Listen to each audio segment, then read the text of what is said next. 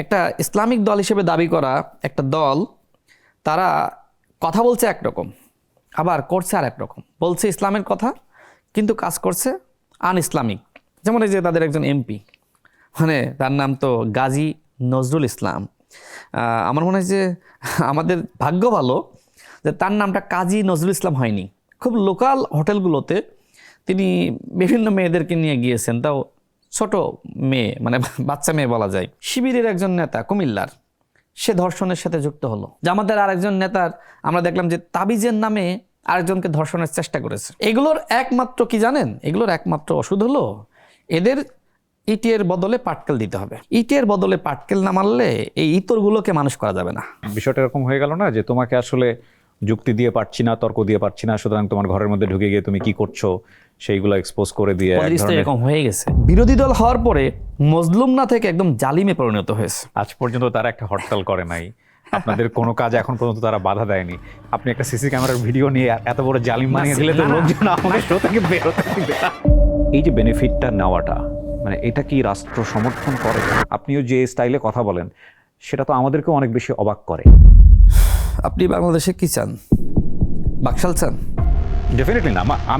আমি যেটা বলতে চাই, আলোচনা থাকুক, সমালোচনা থাকুক, কিন্তু ধরেন আপনি পোস্টে গেলেন, কেউ একজন মন্তব্য করলো যে আপনি আসলে প্রাইম মিনিস্টারের জুতো টানার জন্য গেছেন ওখানে। আপনার যে কফির কাপটা আমাকে ছুঁড়ে মারলেন, এখন আমি কি করতে পারি?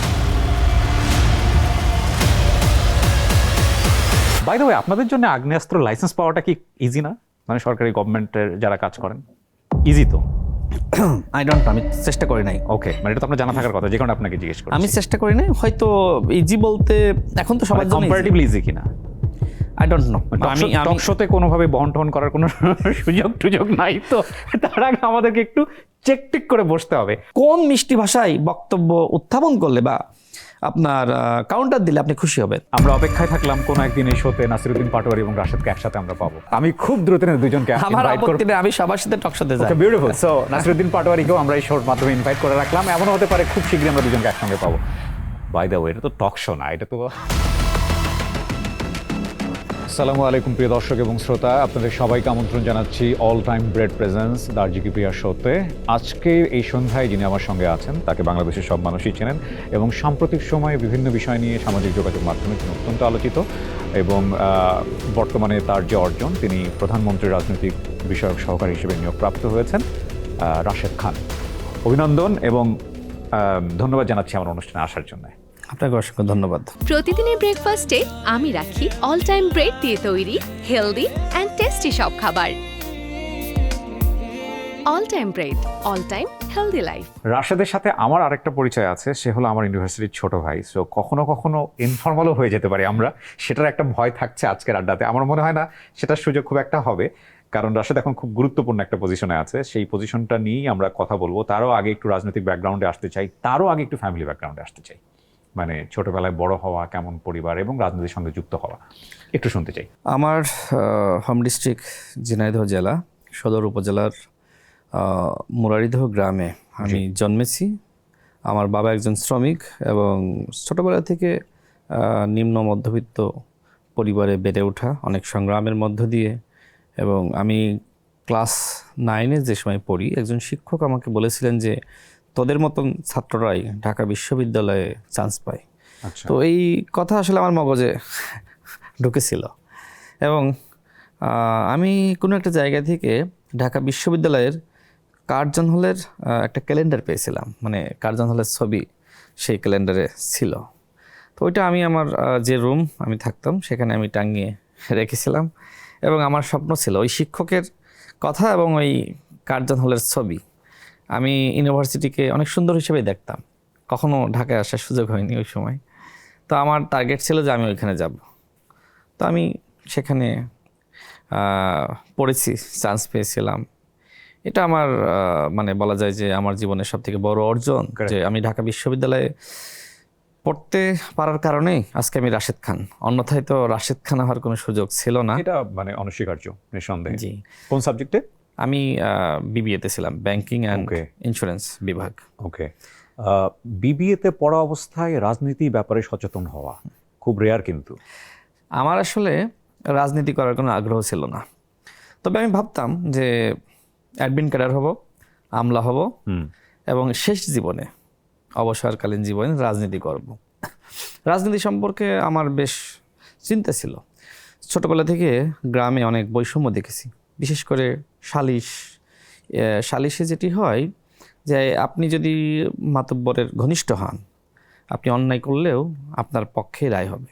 তো এই বৈষম্যগুলো দেখেছি। আর একটা ঘটনা ঘটেছিল যে আসলে একজন মাতব্বরের ছেলে আমাকে একদিন গালি দিয়েছিল। ওই সময় আমি ছোট, তো এটা আসলে আমি নিতে পারতেছিলাম না, ওই সময় প্রতিবাদ করতে পারি নাই নানান কারণে। তো আমি ওই সময় ভাবতাম আমাকে বড় হতে হবে। আমি আগেই বলেছি আমার বাবা একজন শ্রমিক। আমার বলা যায় যে আমার বাবার বংশ, আমার নানার বংশ, সব বংশ মিলে একমাত্র আমি বিশ্ববিদ্যালয়ে পড়াশোনা করেছি।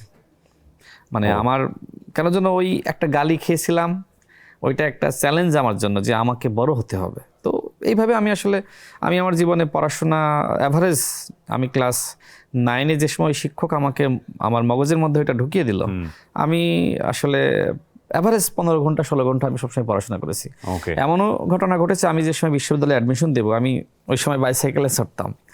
তো কোচিং সেন্টারে ভর্তি ছিলাম, মানে যেটা অ্যাডমিশন কোচিং।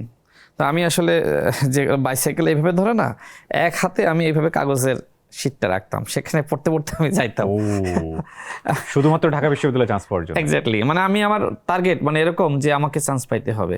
আর রাজনীতিতে কিভাবে আসলাম, যে আমার যেহেতু এরকম পরিবার থেকে আসলে আমার বেড়ে ওঠা, তো সেক্ষেত্রে আমার স্বপ্ন ছিল ক্যাডার হওয়া, বিশেষ ক্যাডার হব। আমি সূর্য সেন হলে থাকতাম। আমার রুমে 2জন রুমমেট ছিলেন, বড় ভাই, তাদের পড়াশোনা শেষ হয়ে গিয়েছিল, দীর্ঘদিন ধরে চেষ্টা করছিলেন চাকরির জন্য, কিন্তু কোটার কারণে চাকরি পাচ্ছিলেন না।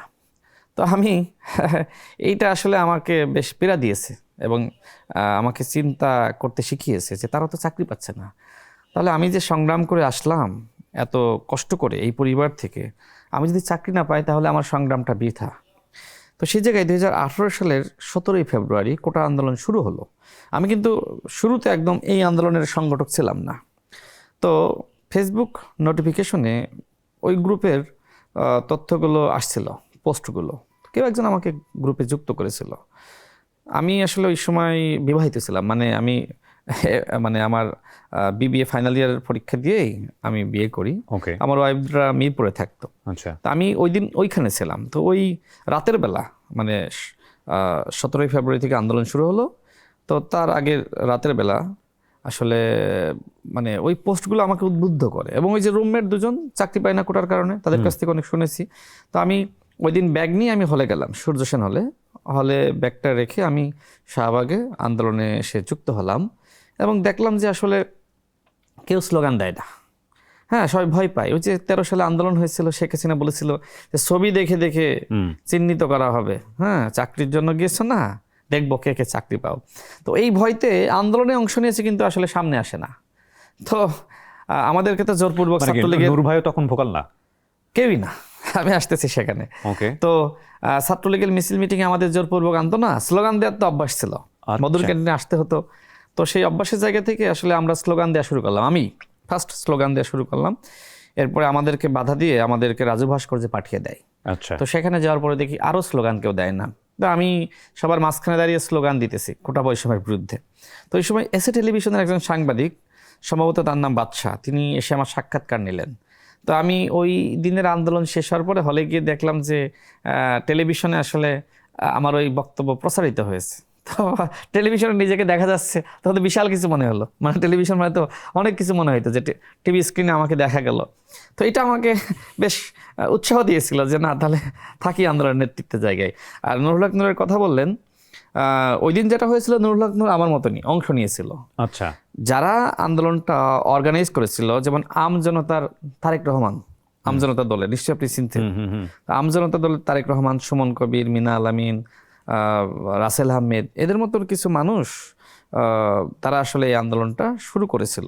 মানে কিন্তু শুরুর দিনই আবার এমন হয় যে তারা আসলে শুরু করলেও তারা নেতৃত্ব দেয় না। তাদের চিন্তাই ছিল যে এই আন্দোলন ঢাকা বিশ্ববিদ্যালয়ের শিক্ষার্থীরা যদি নেতৃত্ব না দেয় তাহলে এই আন্দোলন সফল হবে না। ওই যে আমি শুরুতে বললাম যে আমার জীবনের সবথেকে বড় অর্জন হলো আমি ঢাবিতে চান্স পেয়েছিলাম, এবং তারাও এটা বুঝেছিল যে ঢাবির কোনো শিক্ষার্থী এই আন্দোলনের নেতৃত্ব না দিলে সেক্ষেত্রে আসলে এই আন্দোলন সফল হবে না। মানে আপনার চেয়েও নুরুল হক নূর কিন্তু ভোকাল হয়ে গেলেন, আমরা দেখলাম এই আন্দোলনের। এবং যেহেতু আপনি বলছিলেন যে আপনি শুরু করলেন, তো ওনাকে সামনের দিকে নিয়ে আসা, উনি সব জায়গাতেই ভোকাল হয়ে গেলেন, পরবর্তীতে ভিপিও নির্বাচিত হলেন, আমরা দেখলাম এই জনপ্রিয়তার কাজে লাগিয়ে। উনি ভোকাল হলেন কিভাবে? যেটি হয়েছিল আসলে শুরুতে আন্দোলনের মূল নেতৃত্বের জায়গায় আমি ছিলাম। আমি আন্দোলনের আহ্বায়ক ছিলাম না, কিন্তু আমি 1 নম্বর যুগ্ম আহ্বায়ক ছিলাম। কিন্তু আমাদের আহ্বায়কের তুলনায় আমি একটু বেশি সক্রিয় ছিলাম, যেহেতু আমি বিজনেস ফ্যাকাল্টি স্টুডেন্ট, ম্যানেজমেন্টটা আসলে একটু বুঝতাম বা ছোটবেলা থেকে পরিশ্রম করে এসেছি। তো আমার কাছে মনে হচ্ছিল আন্দোলনটা সফল করতে হবে। তো বিভিন্ন মিটিংয়ে আমি সবাইকে ডাকতাম, আমি কথা বলতাম, লিখতাম বেশি। এই কারণে আসলে আমাকে টার্গেট করেছিল। আমি প্রথম অ্যারেস্ট হই এবং আমি 15 দিন ওই সময় আমি ফার্স্ট অ্যারেস্ট হই। আমি 15 দিন রিমান্ডের নির্যাতনের শিকার হয়েছি। তো আমি যে সময় মানে কারাগারে চলে যাই, তখন তো আবার নুরুল হক নূররা নেতৃত্ব দেয়। তো আমাদের সাথে যারা ছিল ডাকসু নির্বাচনের সময় তারা আসলে ভোটাভুটি করে। তো ভোটাভুটি করে মানে যারা আমাদের সাথে রাজনীতি করতো বা আন্দোলন সংগ্রাম করতো, যারা সামনে থেকে নেতৃত্ব দিয়েছে, তো আমি 1 ভোট কম পেয়েছিলাম। মানে আমিও ভিপি ক্যান্ডিডেট ছিলাম, নুরুল হক নূরও। তো যে কারণে আমাকে জিএস হিসেবে তারা মানে নির্বাচন করতে বলে, আর নুরুল হক নূরকে ভিপি হিসেবে, আর ফারুক হাসান এজিএস ক্যান্ডিডেট ছিল। আমি জিএস হিসেবে পাশ করেছিলাম, কিন্তু ওই সময়কার বাস্তবতাতে আমাকে ঘোষণা করে নাই। নুরুল হক নূর ভিপি হয়ে গেল। স্বাভাবিকভাবে নুরুল হক নূর ভিপি হওয়ার কারণে সারা বাংলাদেশে তো আসলে ওই সময়কার বাস্তবতায় কথা বলার কেউ ছিল না। নুরুল হক নূর কথা বলতো এবং তার কথা সবসময় মিডিয়াতে বা সামাজিক যোগাযোগ মাধ্যমে ব্যাপকভাবে প্রচার হয়েছে, যে কারণে আসলে নুরুল হক নূর আমার থেকে এগিয়ে গেছে। এটা স্বাভাবিক, এটা আমি মেনে নিয়েছি। আমি তার সাথে থেকে রাজনীতি করেছি, কারণ সবসময় তো সবাই সমান তালে থাকে না, কখনো আমি কখনো সে, এটাই তো হয়েছে। আমরা যে রাশেদ খানকে দেখি প্রচন্ড উত্তেজিত, ভয়ঙ্কর অ্যাটাকিং, অ্যান্ড বিলিভ মি, আমি আপনাকে কখনোই এরকম দেখি নাই। এটা আমার একদম ব্যক্তিগত প্রশ্ন, রাজনীতির বাইরে থেকে এত অ্যাটাকিং হয়ে যাওয়ার কারণটা কি? কুল মুডেই থাকার চেষ্টা করি, কিন্তু অ্যাটাকিং আসলে আমার কাছে মনে হয়েছে একটা পর্যায়ে যে এই বাংলাদেশের বাস্তবতায় সবসময় আসলে মিষ্টি কথা মানুষ শুনতে চায় না। আমি মানে যে কথা না বললেই না, আমি অন্তর্বর্তীকালীন সরকারের সময়ে বা এখনও আমি দেখছি যে সেটা সরকারের সাথে কোনো যুক্ত ব্যক্তি বা সাধারণ কোনো মানুষ যেটা ন্যায়সঙ্গত, আমি যদি খুব মিষ্টি ভাষায় বলি, তিনি অ্যাভয়েড করার চেষ্টা করেন।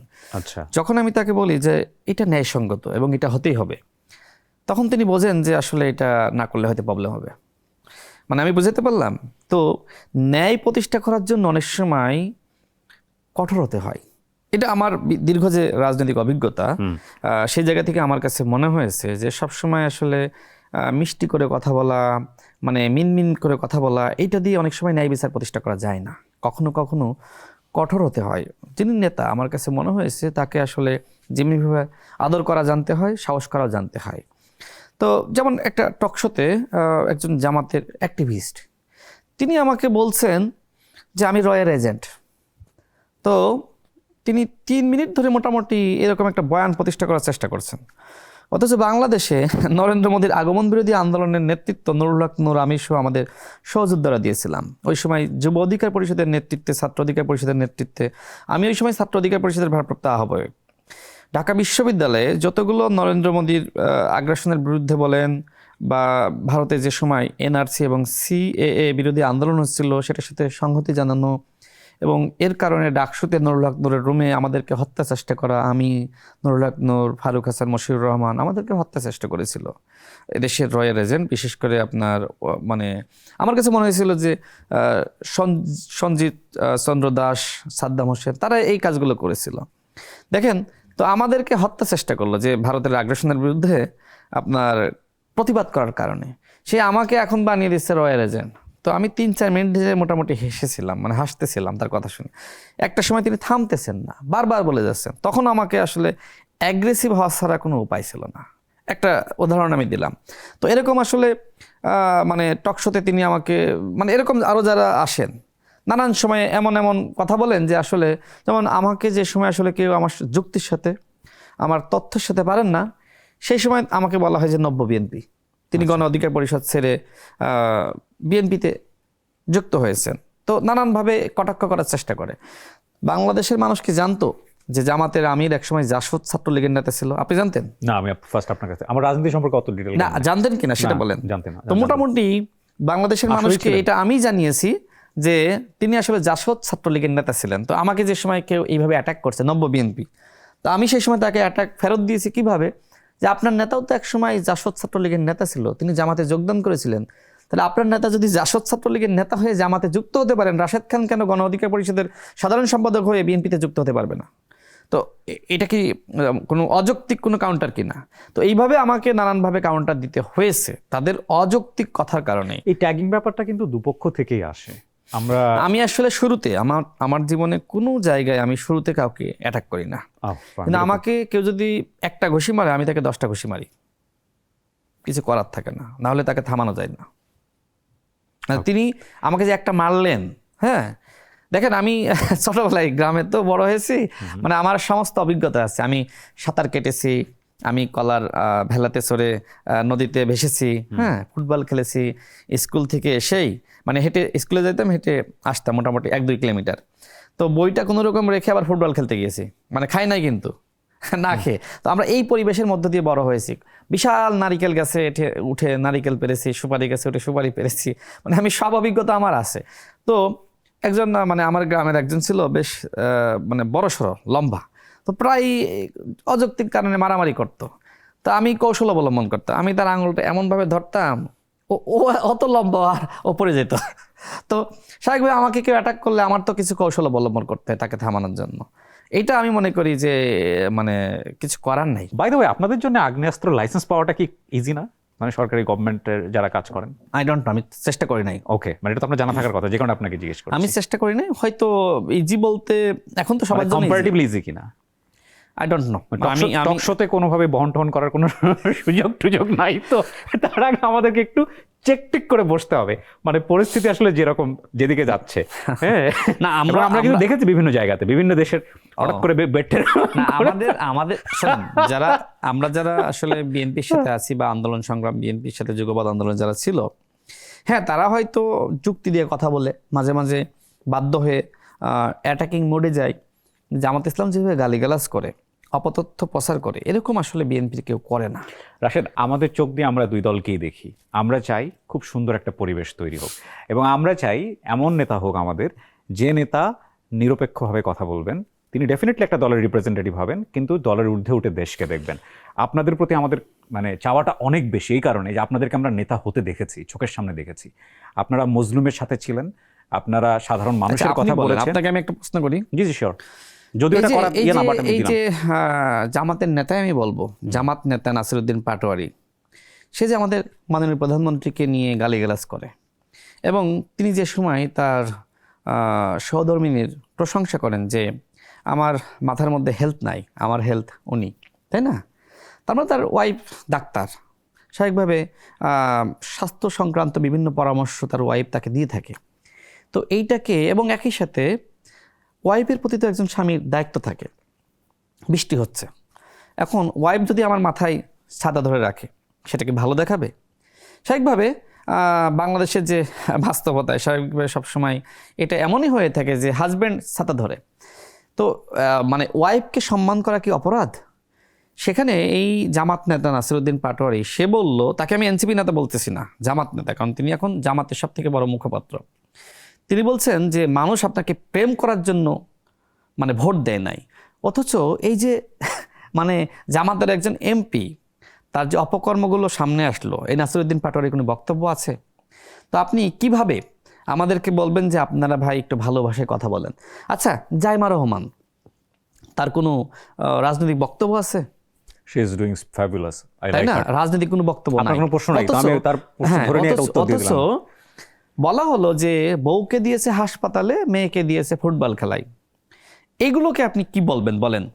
আচ্ছা, 11 সরকারের সময় মাননীয় প্রধানমন্ত্রী কোমর ভেঙে দিয়েছিল না? তিনি কিছুদিন আগে বললেন যে আমার কোমর যারা ভেঙেছিল, আমি যদি এখন তাদের কোমর ভাঙি, এই ব্যথা কি যাবে? আমি প্রতিহিংসার রাজনীতি করতে চাই না। আচ্ছা, এই বক্তব্য কি আপনার কাছে খারাপ লেগেছে? না, ইটস বিউটিফুল। তাহলে যখন তার এই কোমর ভাঙা নিয়ে এই নাসিরউদ্দিন পাটোয়ারিরা তারা বলে যে ওই সময় ডিজে ভাই ভেঙেছিল, এখন জনগণ ভাঙবে, এই বক্তব্য আপনি গ্রহণ করতে পারেন? আচ্ছা, আমাকে বলেন, এইসব কথাবার্তা শোনার পরে আমি কোন মিষ্টি ভাষায় বক্তব্য উত্থাপন করলে বা আপনার কাউন্টার দিলে আপনি খুশি হবেন? এইসব বক্তব্যের আসলে মিষ্টি ভাষায় কাউন্টার দেওয়া যায় না। এগুলোর একমাত্র কি জানেন, এগুলোর একমাত্র ওষুধ হলো এদের ইটের বদলে পাটকেল দিতে হবে, অন্যথায় এরা থামবে না। দেখেন আমি আমার জীবনে আমি আন্দোলন সংগ্রামের নেতৃত্ব দিয়েছি। জি। এই নাসিরউদ্দিন পাটোয়ারিরা আমাদের নেতৃত্বে 18 সালের কোটা আন্দোলনে অংশ নিয়েছে। আমি তো একটা আন্দোলনের নেতৃত্বে ছিলাম, তাই না?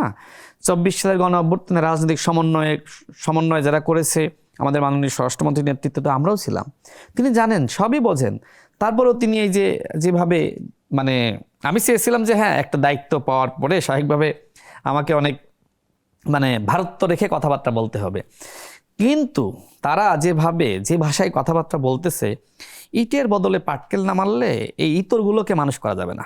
আমরা অপেক্ষায় থাকলাম কোনো একদিন এই শোতে নাসিরউদ্দিন পাটোয়ারি এবং রাশেদকে একসাথে আমরা পাবো, এবং ডেফিনেটলি সেই শোটা অনেক বেশি আমাদের দর্শকরা এনজয় করবেন। এবং আপনারা যদি চান যে এনারা দুজন আমার সাথে আসুক একসাথে, আপনারা এসে কমেন্টস করেন, আমি খুব দ্রুত দুজনকে আমার ইনভাইট করব। আপত্তি নেই, আমি সবার সাথে টকশোতে যাই। বিউটিফুল। সো নাসিরউদ্দিন পাটোয়ারিকেও আমরা এই শোর মাধ্যমে ইনভাইট করে রাখলাম। এমনও হতে পারে খুব শীঘ্রই আমরা দুজনকে একসঙ্গে পাবো।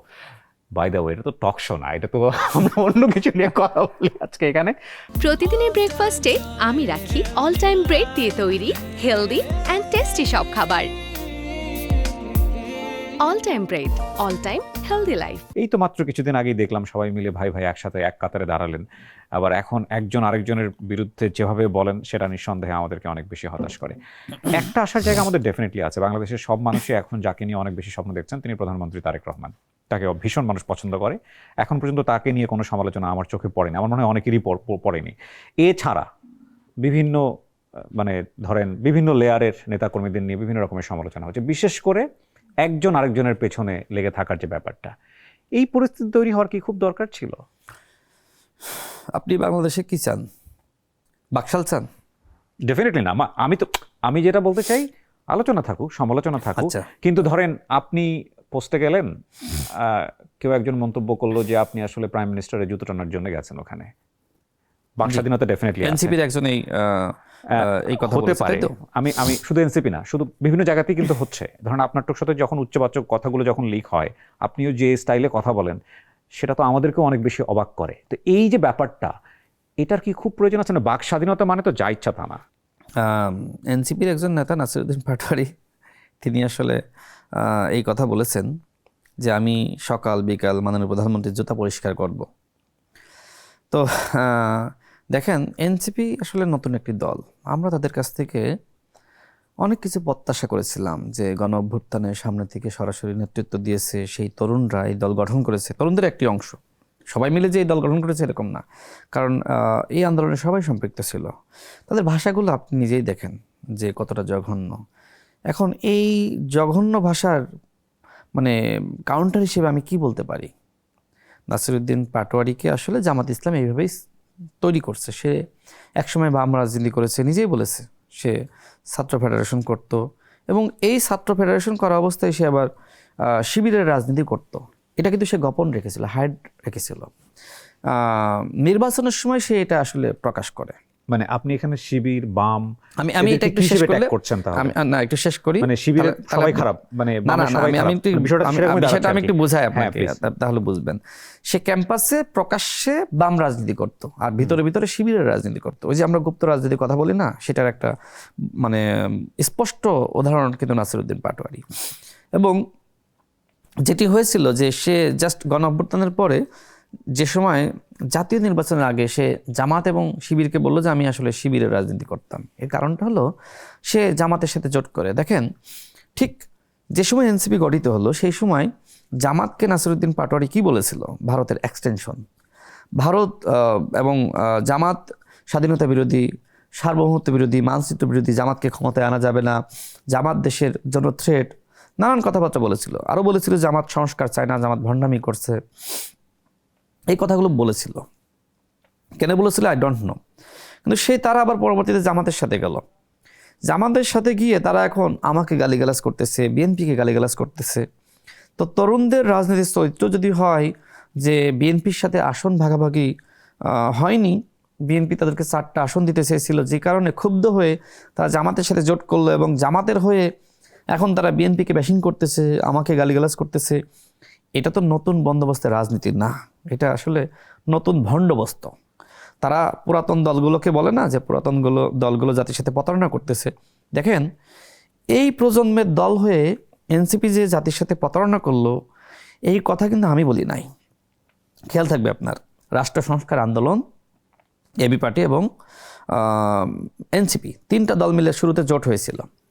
রাষ্ট্র সংস্কার আন্দোলনের যিনি সভাপতি অ্যাডভোকেট হাসনাত কায়ুম, তাকে বলা হয়েছিল যে আমরা আর যার সাথে যাই না কেন আমরা জামাতের সাথে যাব না, আসলে একসাথে জোট করি। আর রাষ্ট্র সংস্কার আন্দোলন ছিল আসলে বিএনপির জোটে, মানে বিএনপির যুগপৎ আন্দোলনে। তাদেরকে এই কথা বলে, নতুন রাজনীতি করবে এই কথা বলে বের করে আনলো। পরবর্তীতে তারা কিন্তু রাষ্ট্র সংস্কার আন্দোলনের সাথে প্রতারণা করে তারা কিন্তু জামাতের সাথে গেল, তাই না? এরপরে অ্যাডভোকেট হাসনাত কায়ুম তিনি একটা বক্তব্য দিয়েছিলেন সেন্স টেলিভিশনে। সেখানে বলেছিলেন যে এনসিপি জাতির যে ক্ষতি করেছে সেটা এনসিপিও জানে না, এনসিপি জাতির সাথে প্রতারণা করেছে, ধোঁকাবাজি করেছে। দেখেন আজকে এনসিপি ঠিক এইভাবে, মানে আমি একটা উদাহরণ দিলাম, অসংখ্য প্রতারণা জাতির সাথে করেছে। নাসিরউদ্দিন পাটোয়ারি এখন আসলে প্রতিনিয়ত জামাতের আমিরের পা চাটছে, হ্যাঁ, জুতা পরিষ্কার করে দিচ্ছে এবং তাদের হয়ে আপনি কিন্তু একটা পোস্টে আছেন। পোস্টে আসি তো ঠিক আছে, কিন্তু এই কাজগুলো তিনি করছেন, এই কাজগুলো তিনি প্রতিনিয়ত করতেছেন। আমি কোনো পোস্টে নাই, সো আপনার সাথে ওনার ডিফারেন্স আছে। কিন্তু না, ডিফারেন্স তো থাকবে, কিন্তু তিনি যেটা বলেছেন, মানে আমাকে যেটা বলেছেন তিনি সেই কাজটাই করতেছেন। আমি ওই কাজটা করতেছি না। আমি বুদ্ধিভিত্তিক জায়গা থেকে কাজ করি, আমি রাজনীতি নিয়ে কাজ করি, আমাকে রাজনীতির দায়িত্ব দেওয়া হয়েছে। আর তিনি প্রতিনিয়ত জামাতের হয়ে আমাকে যে কথাগুলো বলেছেন না, তিনি ওই কাজগুলো আসলে করতেছেন। জামাত ইসলাম প্রসঙ্গ যেহেতু চলে আসলো, বিরোধী দল হিসেবে জামাত ইসলামকে কেমন দেখছেন বা কি বলার আছে? একটা ইসলামিক দল হিসেবে দাবি করা একটা দল, তারা কথা বলছে একরকম, আবার করছে আর একরকম। বলছে ইসলামের কথা, কিন্তু কাজ করছে আন ইসলামিক। যেমন এই যে তাদের একজন এমপি, মানে তার নাম তো গাজী নজরুল ইসলাম। আমার মনে হয় যে আমাদের ভাগ্য ভালো যে তার নামটা কাজী নজরুল ইসলাম হয়নি। যদি কাজী নজরুল ইসলাম হতো তাহলে আমাদের যিনি জাতীয় কবি, মনে হয় যে তার নামটা অনেকটা পচে যেত বা মানুষ বিব্রত হতো। তো যাই হোক, তার নামটা গাজী নজরুল ইসলাম। একটা ভিডিওতে আমরা দেখলাম, এখন আবার নতুন নতুন ভিডিও বের হচ্ছে। খুব লোকাল হোটেলগুলোতে তিনি বিভিন্ন মেয়েদেরকে নিয়ে গিয়েছেন, তাও ছোট মেয়ে, মানে বাচ্চা মেয়ে বলা যায়। যে ভিডিও আপনি দেখলেন সেখানে 16 বছর বয়স, সম্ভবত বয়স বাড়িয়ে দেখানো হয়েছে। যে ধরনের ঘটনা ঘটলো, জামাত ইসলাম যদি যোগ্য মানুষদের দল হতো তাহলে ওই দলের আগেও এমপি ছিল, এইবারও এমপি। আমি এই প্রশ্নটা করছি, আমি একটু অনুমতি নিয়েই করতে চাই। এটা আমার কাছে মনে হচ্ছে যে এই জায়গা থেকে প্রশ্নটা আমার করা উচিত। ওনার ভিডিও বের হয়েছে, এটা নিয়ে জামাত ইসলাম থেকে একটা স্ট্যান্ড ক্লিয়ার করা হয়েছে, এটা নিয়ে আলোচনা হচ্ছে, সমালোচনা হচ্ছে, অল ওকে ধরে নিচ্ছি আমি। কিন্তু রাষ্ট্র কি এটাকে সমর্থন করে যে একজন মানুষের, সে রাইট করেছে রং করেছে সেটা পরের বিষয়, কিন্তু এইরকম ব্যক্তিগতভাবে এক্সপোজ হয়ে যাওয়াটা, বা সেটা নিয়ে যেহেতু আপনি রাষ্ট্রের একটা পজিশনে থেকে কথা বলছেন, এই যে বেনিফিটটা নেওয়াটা, মানে এটা কি রাষ্ট্র সমর্থন করে? আচ্ছা, আমি সেখানে আসবো, তার আগে ওইটা শেষ করি। তো জামাত ইসলামকে আমরা একসময় মনে করতাম যে শিবির জামাত যারা করে তারা যোগ্য, তাদেরকে প্রশিক্ষণ দেওয়া হয়। দেখেন তাদের সাবেক একজন এমপি এবং এখনকার এমপি, তার যদি বুকামি বলেন তাহলে, বা তার যোগ্যতা বলেন, ঠিক এরকম। মানে হ্যাঁ, একজন ব্যক্তি আরেকজন ব্যক্তির সাথে সম্পর্কে জড়াতেই পারেন, বিয়ে না করলেও সেটা আসলে বাংলাদেশের আইন বলেন, সংবিধান বলেন, কোনোভাবে আসলে তিনি যদি মানে পারস্পরিক সম্মতিতে কোনো ঘটনা ঘটে, সেটাকে অপরাধ বাংলাদেশের কোনো আইনে বলা যায় না, যতক্ষণ না পর্যন্ত একজন আরেকজনের বিরুদ্ধে অভিযোগ দেন, তাই না, বা প্রতারণার অভিযোগ তোলেন। তো এই ঘটনায় যেটি হয়েছে যে সম্ভবত প্রতিনিয়ত তিনি ওই এলাকায় যেতেন এবং সম্ভবত ওই এলাকার কিছু মানুষজন এটা আসলে টের পেয়েছিল যে তিনি একজন এমপি, তিনি প্রতিনিয়ত এই ধরনের কার্যকলাপে যুক্ত হচ্ছেন, যে কারণে ক্ষুব্ধ হয়ে এই ঘটনা ঘটেছে এবং তিনি তার ড্রাইভারকে দায়ী করছেন। এটা কিন্তু এমন না যে প্রতিহিংসা পরায়ণ হয়ে, এটা আসলে তার অপোজিশনে যারা আছে তারাই ঘটিয়েছে, নিজেদের ব্যাপার সামনে এসেছে। এখন প্রশ্ন হলো, নৈতিকতার প্রশ্ন সেখানে যে তিনি আসলে ওই মেয়েটির দাদার বয়সী এবং বিয়ে নিয়ে প্রতারণা করা হয়েছে তার বউকে দিয়ে। এটা একটু শেষ করে দিই আমি। আমি সরি ফর দ্য ইন্টারাপ্ট। আপনার পজিশন থেকে এই জায়গাটায় ডিসকাশনের সুযোগ আছে কিনা, এটাই হচ্ছে আমার প্রশ্ন। মানে আমি ব্যক্তি মানুষ হিসেবে, আপনি ব্যক্তি মানুষ হিসেবে, এগুলো নিয়ে আমরা কথাই বলতে পারি, কিন্তু রাষ্ট্র কি এটাকে সমর্থন করে কিনা যে একজন মানুষের ব্যক্তিগত ভিডিও সিসি ক্যামেরা সেটা এক্সপোজ হয়ে যাবে, আমি ডেফিনেটলি রাষ্ট্র বলছি এটাকে সমর্থন করে করে না। না। তাহলে রাষ্ট্র এই রকম এক্সপোজ হয়ে যাওয়ার পরে এখন পর্যন্ত কি কোনো দায়িত্ব নিয়েছে যে সিসি ক্যামেরার ফুটেজটা কোথা থেকে হলো, কেন হলো, কিভাবে হলো? না, এটা রাষ্ট্র নেওয়া উচিত কিনা? কারণ এই সেম জিনিসটা তো আপনার দলের কারো না কারোর সঙ্গে দেখেন, করতে পারে। জামাত ইসলাম তার বেনিফিট হয়তো জামাত নেবে যেখানে একসময়। নিজেই দায়িত্ব নেয়নি, মানে তার এই কালচারটা তো বাংলাদেশে প্রথম না। এক্স্যাক্টলি এই কালচারটা কিন্তু আমি আমরা জানি বলছি- হেফাজতে ইসলামের একজনের হলো, তারপরে আরো অনেকেরই হলো, আওয়ামী লীগের বিশেষ করে অনেকের হয়েছে যখন আন্দোলন চলছিল, এবং তারপরে এখন আমরা জামাতের দেখতে পাচ্ছি, ভবিষ্যতে হয়তো আপনার দলের কাউকে না কাউকে দেখতে পাবো, আল্লাহ না করুক। কিন্তু কথা হচ্ছে যে এটার তো একটা সুনির্দিষ্ট নিয়ম থাকা উচিত, এবং আমরা দেখলাম কেউই এগুলো নিয়ে কোনো কথা বলে না। যখন যার পক্ষে চলে যায় সেটা নিয়ে আনন্দ করে, পরবর্তীতে দেখা গেলো সেই দলেরই কারো না কেউ না কেউ ভিকটিম হচ্ছে। না, এই ঘটনায় আমি যেটি বলবো শোনেন, সেটা হলো জামাত ইসলাম দল হিসেবে নিজেই তার পাশে থাকে নাই, বরং জামাত ইসলাম মনে করছে যে তাকে যদি আমরা সাপোর্ট করি। জামাত ইসলাম হয়তো বা পপুলারিটি চিন্তা করেছে, জামাত ইসলামের এই জায়গা থেকে জামাত আপনি কি ইসলাম মনে করেন যে সাহসী জামাত পায়নি। ইসলামের উচিত ছিল তার পাশে থাকা? না, জামাত ইসলাম কেন তার পাশে থাকবে? ডেফিনেটলি পাশে থাকবে না, সে তো অন্যায় করেছে। তাহলে রাষ্ট্র, কিন্তু আমার দল যার পাশে দাঁড়াচ্ছে না, রাষ্ট্র কিভাবে তার পাশে দাঁড়ায়? রাষ্ট্র তো সবার, হ্যাঁ, রাষ্ট্র কিন্তু শুধু সবার। এক দলের না। তাহলে রাষ্ট্র তো একটা জড়বস্তু। আমার কথা হচ্ছে যে তাই না? রাষ্ট্র কারো কোনো ব্যক্তিগত জিনিস এক্সপোজ হওয়াটাকে, আজকে হয়তো আমার কথাতে অনেকেই মনক্ষুণ্ণ হবেন, কিন্তু আমার প্রসঙ্গটা হচ্ছে ভুল করেছে বা সঠিক করেছে সেটা পরের বিষয়, কিন্তু এই ব্যক্তিগত জিনিস এক্সপোজ হওয়াটাকেই রাষ্ট্র সমর্থন করে কিনা। রাষ্ট্র যদি কোনো ব্যবস্থা না নিয়ে থাকে তাহলে এক ধরনের সমর্থন তো করছে, সেটা রাষ্ট্রের পক্ষে গিয়েছে বা রাষ্ট্র যারা চালাচ্ছেন তাদের পক্ষে গিয়েছে। যেখানে জামাত ইসলাম দল হিসেবে মনে করছে যে আমরা যদি তার পাশে দাঁড়াই আমরা বিব্রত হব, আমরা ক্ষতিগ্রস্ত হব। রাষ্ট্র একটা জড়বস্তু, তাই না? রাষ্ট্র পরিচালনা করছে এই মুহূর্তে বিএনপি সরকার, আর একটা পলিটিক্যাল পার্টি। ঠিক যেমনিভাবে জামাত ইসলাম একটা পলিটিক্যাল পার্টি। এখন জামাত যেটা মনে করছে যে আমরা তার পাশে দাঁড়ালে আমরা ক্ষতিগ্রস্ত হব, আর একটা পলিটিক্যাল সরকার, তারা কি তার পাশে দাঁড়িয়ে এইভাবে ক্ষতির শিকার হবে না? দেখেন, এরকম তার ব্যক্তির পাশে দায় কেন দাঁড়াবে? বসেন, আমি একটু বিশ্লেষণ জি। করি। দেখেন, এরকম ব্যক্তির দায় আসলে কেউ নিতে চায় না। ব্যক্তির দায় এমন নেওয়ার যদি প্রশ্ন- হতো, আমি আপনাকে বলি যে সেখানে একজন প্রাপ্ত বয়স্ক নারী এবং তিনি, তাহলে এই বিষয়টা নিয়ে আমি তার এইভাবে আসলে সমালোচনা করতাম না। প্রথমত, বিয়ে নিয়ে এক ধরনের প্রতারণা করা হয়েছে, ওই মেয়ের বাবাকে দিয়ে মিথ্যা বলানো হয়েছে, এমনকি ওই এমপি তার বউকে দিয়ে মিথ্যা বলিয়েছে। দেখেন, একটা মিথ্যা বা একটা অপরাধ ঢাকতে গিয়ে কতগুলো মানুষকে এই অপরাধের সাথে সম্পৃক্ত করা হয়েছে। তিনি বিয়ে করেছেন এক সময়ে বলছেন, আবার কাবিন করেছেন আরেক সময়ে। তিনি বলছেন যে আগে বিয়ে করেছিলাম, এখন কাবিন করো। দেখেন, তিনি যে সময় বলছেন যে আমি বিয়ে করেছি, আবার ঠিক তারপরে তিনি তার চাকরির জন্য একটা সুপারিশ করেছেন, সেখানে আবার অবিবাহিত লেখা। তার মানে কি, তিনি অপরাধ করেছেন। মূলত এই বিষয়গুলো নিয়ে সমালোচনা হয়েছে, এবং জামাতও আসলে কোনোভাবেই তার পাশে দাঁড়াইতে পারে না।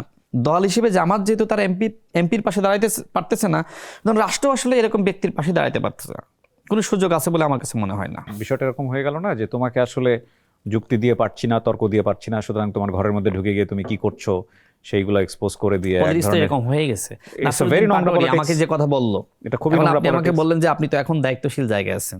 আমি কিন্তু ব্যক্তি রাশেদ খান, না, কিন্তু আপনি দায়িত্বে আছেন, that's why আমরা বলছি কথা। পোস্ট আছে, আমি সেটাই বলি। Right. এখন তিনি এই কথা বলতেছেন, তাই না?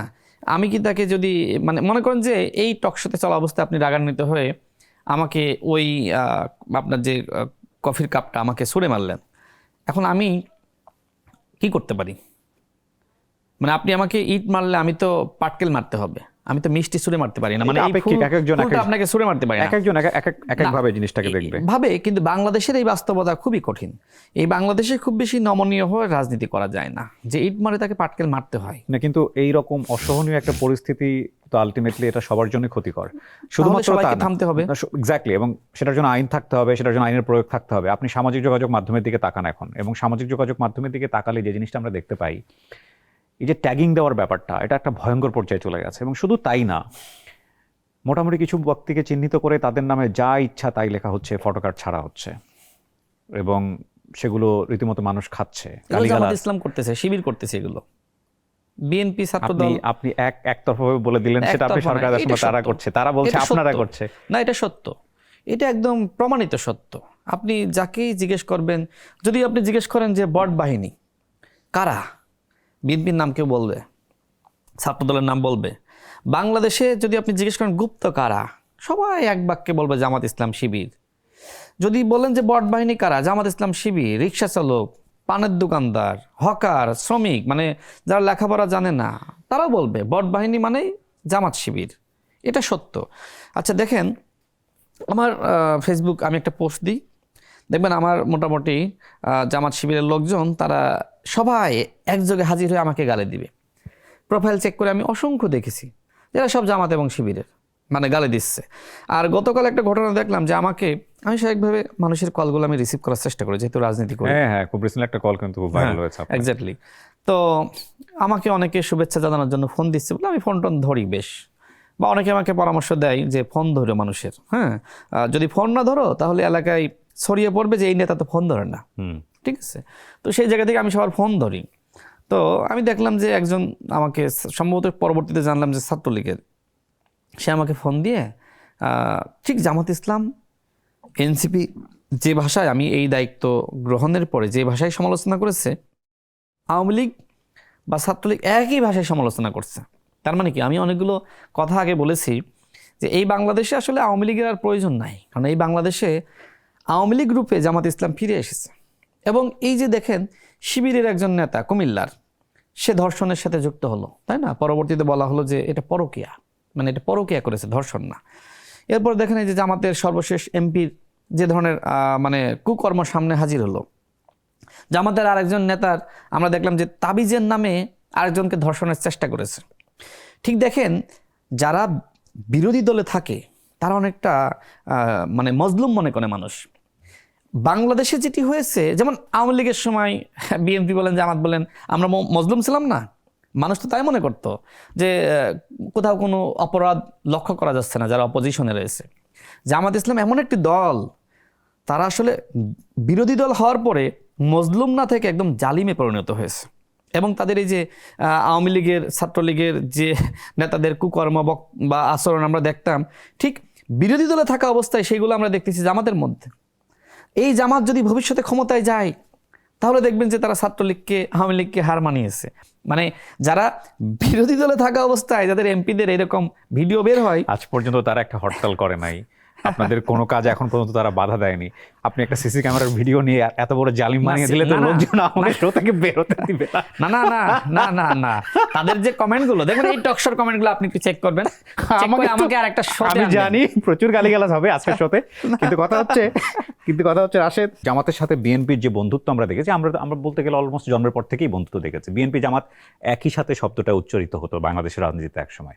এখন জামাত রাজনীতি হিসেবে বিরোধী দলে আছে, বিএনপি ক্ষমতায় আছে, এবং সমসাময়িক কালে আরেকটি দল যারা বাংলাদেশে দীর্ঘদিন ক্ষমতায় ছিলেন তারা নিষিদ্ধ হয়েছেন। তো সবকিছু মিলে রাজনীতির ডাইমেনশনটা এখন ট্রাই ডাইমেনশন। মানে আপনারা জামাতকে যতটা গুরুত্ব দিচ্ছেন বা যেভাবে আলোচনা সমালোচনা করছেন, আদতেও জামাত সেই পাওয়ার হোল্ড করে কিনা সেটা নিয়ে এক ধরনের তর্ক বিতর্ক থাকতেই পারে। কিন্তু আওয়ামী লীগকে কি আপনারা জামাতের, মানে আওয়ামী লীগের চেয়েতেও কি ভয়ঙ্কর মনে করছেন জামাতকে আপনারা? যে সময় বিএনপির সাথে জামাতের সম্পর্ক ছিল, ওই সময় জামাত ছিল মজলুম। আর যে সময় জামাত জালিমে হয়ে গেছে, তখন আর বিএনপির সাথে সম্পর্ক নাই। গণ অভ্যুত্থানের পরে জামাতের আমিরের বক্তব্য ছিল যে এক ফেসিবাদকে হটিয়ে আর এক ফেসিবাদকে আমরা ক্ষমতায় আনবো না। বিএনপি নব্য ফ্যাসিস্ট, বিএনপি চাঁদাবাজ, ঠিক গণ অভ্যুত্থানের পর এই বক্তব্য। কিন্তু চাঁদাবাজি তো এসছে, বিভিন্ন জায়গায় এসছে রিপোর্ট, আমি সে বক্তব্যে আসবো। এছাড়া তিনি আওয়ামী লীগকে সাধারণ ক্ষমা ঘোষণা করলেন। তার মানে কি, তিনি বিএনপিকে সংস্কার বিরোধী, চাঁদাবাজ, নব্য ফ্যাসিস্ট হিসেবে এই বয়ান তিনি প্রতিষ্ঠা করলেন, মানে আওয়ামী লীগকে সাধারণ চেষ্টা করলেন। ক্ষমা করেছে উনি? হ্যাঁ, তিনি করেছিলেন। এবং তিনি কিন্তু কোট অ্যান্ড কোট হয়ে যাবে। হ্যাঁ করেছিলেন, তো সমস্ত মিডিয়া এসেছে। আপনি কোন দুনিয়া আছেন আমি জানি না, আমি আমার চোখে পড়েনি। আপনি বলেন যে আপনি পলিটিক্যাল বিষয়গুলো একটু কম, হ্যাঁ অ্যাভয়েড করি সাধারণত, আমি খুব একটা বুঝিও না, এই জন্যই হয়তো। জি, তিনি দেখেন আওয়ামী লীগকে বললেন যে তোমাদেরকে ক্ষমা করে দেওয়া হলো, মানে তিনি সাধারণ ক্ষমা ঘোষণা করলেন। সেই সময় জামাতের এবং শিবিরের অনেকে তার বিরুদ্ধে সমালোচনা করেছিল, কিন্তু ভোটের আগে নিশ্চয়ই মনে হয়, গণ অভ্যুত্থানের পরপর, মানে তখন ইলেকশন হয় নাই না, ইলেকশন হয়নি। তো তিনি টার্গেট করলেন আওয়ামী লীগের ভোটটা আর বিএনপিকে বেশিং করা। তো এরপরে যেটি হলো যে আমাদেরকে অনেক ভাবতে হলো যে কি একসাথে আন্দোলন সংগ্রাম করলাম, আর তারা এসে এখন আমাদেরকে সংস্কার বিরোধী, নব্য ফ্যাসিস্ট, আওয়ামী লীগ যা বিএনপি তা, এই কথাগুলো বলতেছে। তখন থেকে মোটামুটি জামাতের সাথে এক ধরনের মানসিক দূরত্ব সৃষ্টি হলো। মানে আমার কাছে মনে হয় যে জামাত এবং বিএনপি যে আসলে এখন যে পজিশনে আমরা আছি, এই পজিশনে যে আমরা যাব, এটা আসলে কারোর, মানে বিএনপি যারা আমরা আছি আমাদের চিন্তাই ছিল না, বা বিএনপির সাথে যারা আমরা যুগপৎ আন্দোলনে ছিলাম, জামাত ইসলাম আসলে এই জায়গাটা সৃষ্টি করেছে, বিএনপির বিরুদ্ধে বিষোদ্গার করে, বিএনপিকে আওয়ামী লীগের কাতারে নামিয়ে, আওয়ামী লীগকে সাধারণ ক্ষমা ঘোষণা করে নানান ধরনের বক্তব্যের মাধ্যমে কিন্তু আসলে বিএনপিকে বেশিং করার কারণে আজকে এরকম দূরত্ব আপনি বলতে পারেন। বাংলাদেশে যে সার্বজনীন সমস্যা, চাঁদাবাজি একটা সার্বজনীন সমস্যা, এইটা অনেকে দলে থেকেও করে, দলের কর্মী হয়েও করে, আবার দলে না থেকেও করে। এখন এই চাঁদাবাজি তো জামাতের লোকও করতেছে, শিবিরের লোকও করতেছে, টেন্ডার বাণিজ্য জামাতের লোকও করতেছে, শিবিরের লোকও করতেছে, তাই না? অনেকে কর্মী হয়ে করতেছে, নেতার পরিচয় করতেছে। তবে আপনি অতীতে আওয়ামী লীগের সময় যা দেখেছেন, যদি প্রতিদিন 1000টা অপরাধ, চাঁদাবাজি বা সন্ত্রাসী কর্মযজ্ঞের তথ্য আমাদের সামনে আসতো, মানে একদিনে যেটা আসতো আওয়ামী লীগের সময়, আমার কাছে মনে হয় যে বিএনপির এই পুরো সময়েও সেই ধরনের ঘটনা ঘটে নাই। এখন বাংলাদেশ তো ফেরেস্তা হয়ে যায়নি, বাংলাদেশের মানুষ কি ফেরেস্তা হয়ে গেছে? না, ডেফিনেটলি না। সুতরাং এই বিষয়ে বাংলাদেশে অপরাধ আছে, তো এই অপরাধ তো এদেশের মানুষই করতেছে, তো দল হিসেবে তো বিএনপি করতেছে না। দেখেন, বিএনপির পরিচয়ে যারা এই ধরনের অপরাধ করেছে তাদের বিরুদ্ধে বিএনপি ব্যবস্থা নিয়েছে, কিন্তু যারা নিজেদেরকে শরিয়া আইনের দল হিসেবে দাবি করে, যারা ইসলাম প্রতিষ্ঠা করতে চায়, তাদের একজন বিখ্যাত আইনজীবী তিনি বলেছিলেন রোজা এবং পূজা মুদ্রার এপিঠ ওপিঠ, শিরক করেছিলেন, তাই না? এটা তো শিরকই। রোজা এবং পূজাকে তিনি এক বানিয়ে দিলেন, এরপরে কি জামাত ইসলাম তার বিরুদ্ধে ব্যবস্থা নিয়েছে? দেখেন, এই যে এমপির, মানে আমি শিশির মনিরের কথা বলছি, অ্যাডভোকেট শিশির মনির, এরপরে এই যে এমপি, শুরুতে ন্যারেটিভ সৃষ্টি করা হলো যে এটা আসলে এআই ভিডিও। যখন জনগণ বা বিভিন্ন আপনার ফ্যাক্ট চেকিং মিডিয়া, তারা যখন জামাত ইসলামের নেতাকর্মীদের ওই এআই ভিডিও এটি বারবার বলছে, তখন তারা ফ্যাক্ট চেকিং করে দেখালো যে না, সত্য ভিডিও। যদি এইটা আসলে এইভাবে সত্য হিসেবে ফ্যাক্ট চেকিংটা না হতো, জামাত ইসলাম এই এমপির বিরুদ্ধে ব্যবস্থা নিত না। তো এরকম অনেকগুলো, যেমন ওই যে কুমিল্লার যে শিবিরের নেতা ধর্ষণ মামলা হলো, যার বিরুদ্ধে শিবিরের পক্ষ থেকে বিবৃতি দেওয়া হলো প্রেম ঘটিত কারণ। তার মানে কি, জামাত ইসলাম তার নেতাকর্মীদের বিরুদ্ধে ব্যবস্থা নেয় না। বিএনপির পরিচয়ে কেউ যদি অপরাধ করে, আপনি আজ পর্যন্ত একজনকে দেখাতে পারবেন না যার বিরুদ্ধে বিএনপি ব্যবস্থা নেয়নি। এমনকি একটা ঘটনা ঘটেছিল, ডাক্তার কামরুল ইসলাম, নিশ্চয় আপনার খেয়াল আছে, সেখানে গিয়ে সম্ভবত তিনি যুব দলের মিছিল মিটিংয়ে আসতেন। তো মিডিয়াতে নিউজ হলো যে যুব দলের নেতা ডাক্তার কামরুল ইসলামের সাথে মানে খারাপ আচরণ করেছে বা চাঁদা চেয়েছে, এরকম একটা নিউজ আসলো। সেখানে যুব দলের সভাপতি এবং সাধারণ সম্পাদক গেলেন, তার নামে নিজেরা মামলা করলেন, তাকে অ্যারেস্ট করালেন। জামাত ইসলামের একটা ঘটনা আপনি দেখেন তো, বিএনপি জবাবদিহিতা, ন্যায় বিচার প্রতিষ্ঠা করতে চাই, বিএনপির পরিচয়ে আপনি অপরাধ করবেন আর বিএনপি আপনাকে ছাড় দিবে, আশকারা দিবে, এরকম ঘটনা একটাও ঘটেনি। কিন্তু জামাত ইসলামের ক্ষেত্রে প্রায় প্রতিটা ক্ষেত্রেই জামাত ইসলাম তার অপরাধীদেরকে রক্ষা করার চেষ্টা করে শুরুতে, যদি না পারে তারপরে বাধ্য হয়ে ব্যবস্থা নেয়। এই হলো বিএনপি এবং জামাতের মধ্যে মোটামুটি পার্থক্য। প্রতিদিনের ব্রেকফাস্টে আমি রাখি অল টাইম ব্রেড দিয়ে তৈরি হেলদি অ্যান্ড টেস্টি সব খাবার। All time bread, all time healthy life. আপনার এই লাউডনেসের কারণেই আপনি আমাদের মাননীয় প্রধানমন্ত্রীর দৃষ্টিগোচর হলেন এবং তার পক্ষ থেকে আপনার জন্য এই পুরস্কার, তাই তো? এটা সঠিক নয়। তার সাথে আমার সম্পর্ক সেই ফেসিবাদী জামানা থেকে, একসাথে অনেক কাজ করেছি, 1-to-1 অনেক আলোচনা হয়েছে। তিনি আমার যোগ্যতা বা মেধা সম্পর্কে জানেন, আমাকে রিড করতে পারেন। বা আমি বিশাল একটি আন্দোলনের নেতৃত্ব দিয়েছি, 2018 সালের কোটা সংস্কার আন্দোলন। আমি এখন যে পজিশনে আছি, যে সময় আমি একটা বিশাল আন্দোলনের নেতৃত্ব দিয়েছি, ওই পজিশনটা কি এটার থেকে বড় নয়? একটা বিশাল আন্দোলনের নেতৃত্ব দেওয়া, সেটা কি বিশাল ব্যাপার নয়? উনি দেখেছেন 24-এর কোটা যে সময় ফিরে আসলো, 24-এর কোটা সংস্কার আন্দোলন, আমি আমাদের বর্তমান মাননীয় স্বরাষ্ট্রমন্ত্রী, তাকে বলেছিলাম যে এই আন্দোলনে শেখ হাসিনা একসময় বাধা দিবে, আর তার স্বভাবই বাধা দেওয়া, বড় আন্দোলন দেখলে ভয় পাই, তো বাধা দিলে বাঁধবে লড়াই, সেই লড়াইয়ের জন্য আমাদের প্রস্তুতি রাখতে হবে। আমাদের মাননীয় স্বরাষ্ট্রমন্ত্রী তিনি আমাদের মাননীয় প্রধানমন্ত্রীর সাথে কথা বলেছিলেন, এবং মাননীয় প্রধানমন্ত্রীর সাথে আমার আগে থেকে সম্পর্ক ছিল। আমি জাস্ট এতটুকু আপনাকে বলছি যে তার মানে কি, তার মানে সেই আগে থেকেই আমরা যোগাযোগের মধ্যে ছিলাম। আমার বিভিন্ন চিন্তা, পরিকল্পনা, পলিসি, সেটার সাথে আসলে তাদের চিন্তা, পরিকল্পনা, পলিসির সাথে আসলে মিল ছিল বা একসাথে কাজ করার সুযোগ হয়েছে। মানে আমাকে শুধুমাত্র এই নির্বাচনের পরে, আপনি যেটা অ্যাটাকিং মুডের কথা বললেন, এই 2-3 মাসের অ্যাটাকিং মুডের কারণে তিনি আমাকে পুরস্কার দিয়ে দিলেন রাজনৈতিক সচিব হিসেবে বা রাজনৈতিক সহকারী হিসেবে। এটা কি বাস্তবসম্মত? এটা কি আপনার মনে হয়? তিনি দীর্ঘ সময় আমাকে দেখেছেন, চিনেছেন, কথা বলেছেন, বোঝার চেষ্টা করেছেন। অন্যথায় তো তিনি আমাকে এই দায়িত্ব দিতেন না।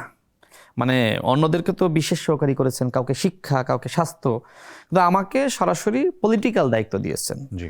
এর পিছনে আমার কাছে মনে হয় যে অনেকগুলো কারণ আছে। আমি আসলে তার কাছে এই দায়িত্ব চেয়ে নিয়েছি এরকম না, তিনি আমাকে এই দায়িত্ব অর্পণ করেছেন। হয়তো তার কাছে মনে হয়েছে যে আমি আন্দোলন সংগ্রাম করে এসেছি। দ্বিতীয়ত আমি রিমান্ডে নির্যাতনের শিকার হয়েছি এবং 24-এর যে আন্দোলন, সেই আন্দোলনে যে রাজনৈতিক সমীকরণ, সেটার সাথে আমি কাজ করেছি আমাদের মাননীয় স্বরাষ্ট্রমন্ত্রীর সাথে, মাননীয় প্রধানমন্ত্রীর নির্দেশনায়। তো তিনি হয়তো মনে করেছেন যে রাজনৈতিক অঙ্গনে থাকাই তার জন্য পারফেক্ট। তো এই জায়গা থেকে আমার কাছেও মনে হয়েছে যে মাননীয় প্রধানমন্ত্রী পারফেক্ট সিদ্ধান্ত নিয়েছেন। আমাকে আসলে অন্য কোথাও দিলে আমি হয়তো সেখানে ব্যর্থ হতাম। 24-এর জুলাই গণঅভ্যুত্থানে মাননীয় প্রধানমন্ত্রীর যে ভূমিকা, মানে তিনি ছাত্রদল, যুবদল, বিএনপি সহ বিএনপির মতন বড় দলকে যে এই গণঅভ্যুত্থানের সাথে বা কোটা সংস্কার আন্দোলনের সাথে সম্পৃক্ত করা, এটাকে একটা চ্যালেঞ্জিং ছিল না? যদি শেখ হাসিনা টিকে যেত, তাহলে বিএনপি, ছাত্রদল, যুবদলের নেতাকর্মীরা তারা কি ঘরে ঘুমাতে পারতো? আমি জাস্ট এতটুকু বলবো যে হ্যাঁ, মত পার্থক্য ছিল বিএনপির মধ্যে যে আন্দোলনে সম্পৃক্ত হবে কি হবে না, কিন্তু মাননীয় প্রধানমন্ত্রী তিনি সিদ্ধান্ত নিতে ভুল করেননি। তার একটাই সিদ্ধান্ত ছিল যে আমাদেরকে আন্দোলনে থাকতে হবে। আসলে এই দায়িত্বশীল পজিশন থেকে অনেক কথা বলা যায় না। আমি আজ থেকে 4 দিন আগে যে কথা বলতে পারতাম, এখন হয়তো সেই কথা ওইভাবে আমি বলতে পারবো না। বাট এতটুকু বলবো, বাট এতটুকু আমি এক লাইনে শেষ করবো যে তিনি আসলে এই আন্দোলনের সাথে ব্যাপকভাবে সম্পৃক্ত ছিলেন, আমাদের মাননীয় প্রধানমন্ত্রী।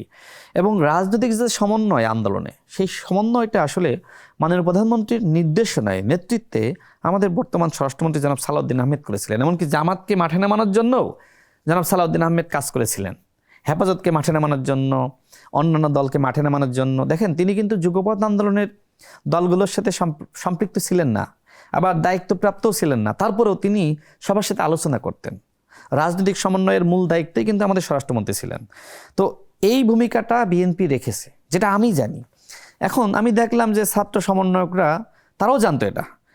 যেমন আক্তার হোসেন, তিনি তো এমপি, তাকে কিন্তু শুরুতে আন্দোলনে মাইনাস করা হচ্ছিল, সামনে থাকতে দেওয়া হচ্ছিল না। তো আমি আক্তার হোসেন, যেহেতু আমার খুবই ঘনিষ্ঠ, আমি তাকে বললাম যে ওকে আমি চিনি, ও খুব ভালো ছেলে, যে কারণে আমি বললাম যে তোমাকে থাকতেই হবে, এনিহাও তোমাকে সামনে যেতেই হবে। আক্তার হোসেন যেদিন অ্যারেস্ট হলো, সেই অ্যারেস্ট হওয়ার আগ মুহূর্ত কিন্তু আমার সাথে তার কথা হয়েছে। আমি চেয়েছি যে তুমি সামনে যাও, সামনে যাও। মানে আমার কাছে মনে হয়েছে ও সামনে থাকলে অনেক কিছু আসলে করা সম্ভব। হ্যাঁ, এবং আক্তার হোসেন নিজেও জানতো যে আমি তাকে বলেছিলাম যে এই আন্দোলনের সাথে বিএনপি আছে।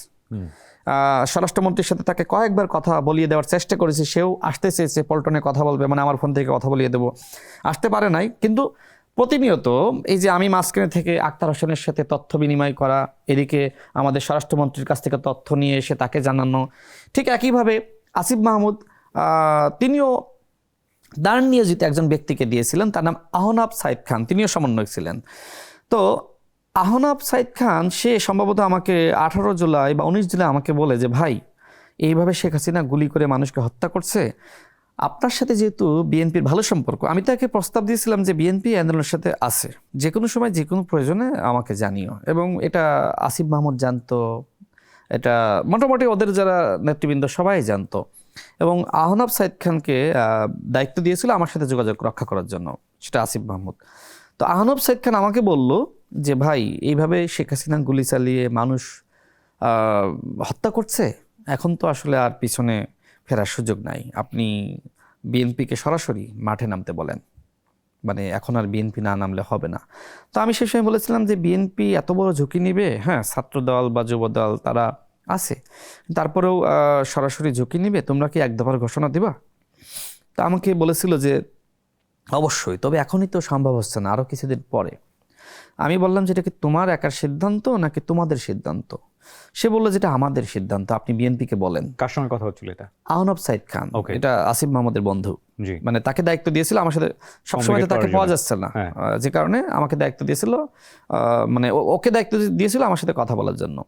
তো আমি পরবর্তীতে স্বরাষ্ট্রমন্ত্রীর সাথে কথা বললাম যে তাদের পক্ষ থেকে এই বক্তব্য যে তারা এক দফার ঘোষণা দিবে, হ্যাঁ তারা এক দফার ঘোষণা দিবে, কিন্তু আপনাদেরকে সম্পৃক্ত হতে হবে। তো তিনি আমাকে বললেন ওরা কি আসলে এক দফার ঘোষণা দিবে? আমি বললাম আমার উপর আস্থা রাখেন। এবং বিএনপি কিন্তু ওই সময় থেকে একদম পুরোপুরি একদম পুরো শক্তি দিয়ে মাঠে নেমে যাই, তাই না? তো আমি দেখেন দায়িত্ব নিয়ে সেই এক দফার ঘোষণা দিবে ছাত্ররা, ওদের উপরে আমার আস্থা ছিল, আবার বিএনপির উপরে আস্থা ছিল, বা বিএনপি আমার উপর আস্থা রেখে কিন্তু এরকম একটা, এটা একটু 1 মিনিটে শেষ করি, যে এরকম একটা কঠিন সিদ্ধান্ত নিয়েছিল।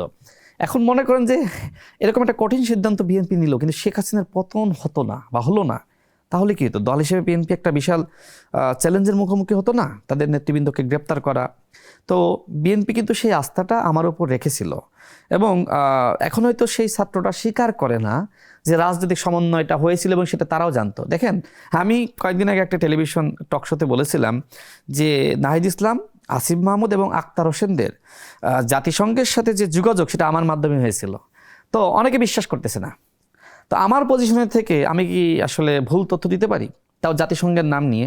এবং এটাও কিন্তু সত্য। তো আসিফ মাহমুদের বইয়ে আসলে এই তথ্যগুলো লুকানো হয়েছে, মানে তিনি গণ অভ্যুত্থানের যে প্রকৃত ইতিহাস, পিছন থেকে রাজনৈতিক দলগুলোর যে ভূমিকা, সেটা তিনি আসলে লুকাতে চেয়েছেন। তিনি মনে করেছেন যে যদি আসলে বিএনপির এই অবদানটা বা রাজনৈতিক সমন্বয়টা এইভাবে হয়েছিল, আমরা জানতাম, যদি আসলে স্বীকার করি তাহলে আমরা ছোট হয়ে যাই বা আমাদের অবদানটা খাটো হয়ে যায়।